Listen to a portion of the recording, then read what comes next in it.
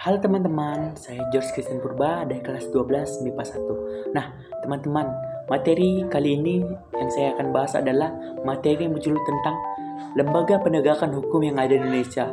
Nah, ada 5 jenis lembaga penegakan hukum yang ada di Indonesia. Yang pertama Polri, yang kedua Kejaksaan, yang ketiga adalah Hakim, yang keempat adalah advokat atau pengacara, dan yang kelima adalah KPK. Tentu, kelima lembaga penegakan utama ini memiliki tugas utama.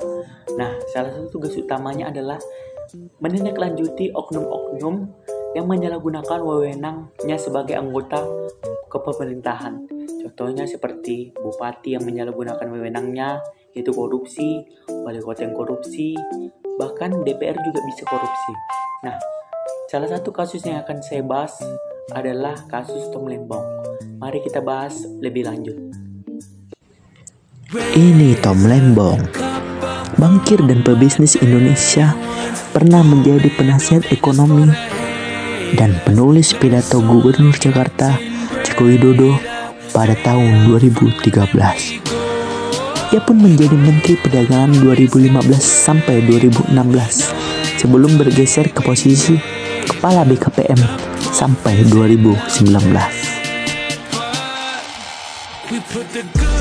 Tom akhirnya bergabung ke dalam tim pemenangan Anies Baswedan dalam Pilpres 2024. 29 Oktober 2024, Kejagung menetapkannya sebagai tersangka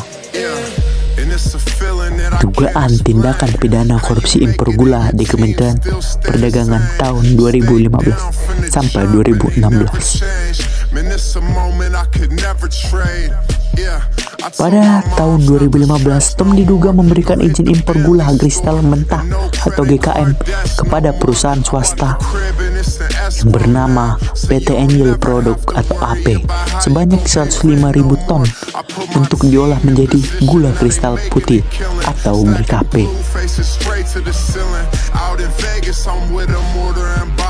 Padahal kalau kata Kejagung saat rapat koordinasi antar kementerian pada tanggal 12 Mei 2015 disebutkan bahwa Indonesia sedang surplus gula dan tidak perlu mengimpor.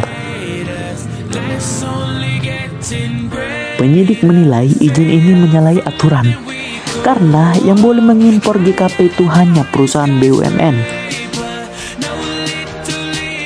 Pemberian izin GKM ke PT AP juga disebut tak melalui rapat koordinasi dan tanpa rekomendasi dari Kementerian Perindustrian.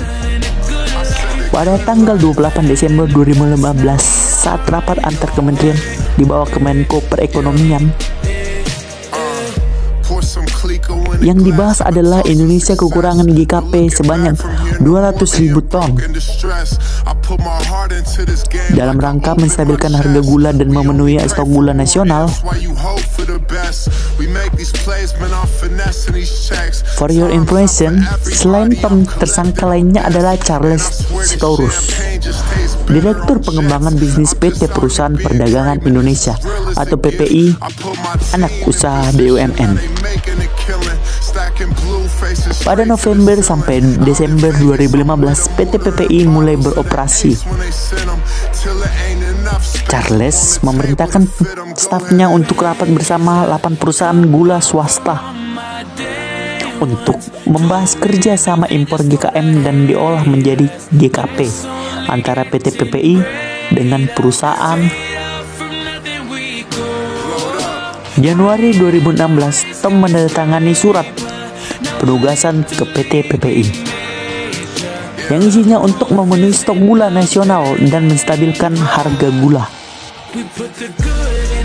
lewat kerjasama dengan para produsen gula dalam negeri. Bentuknya memasok dan mengolah GKM impor menjadi GKP sebanyak 300.000 ton. PT PPI pun lanjut bikin perjanjian kerjasama dengan 8 perusahaan tadi plus 1 lainnya.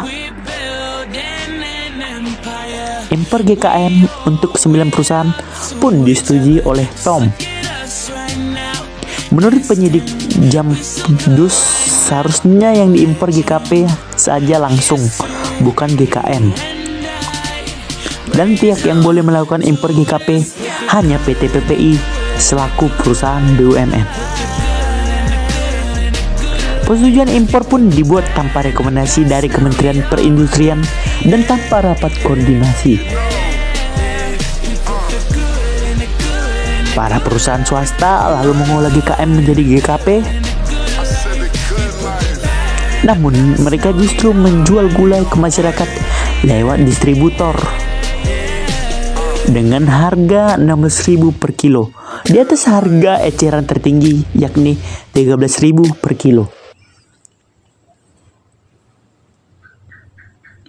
Dan tidak dilakukan lewat operasi pasar.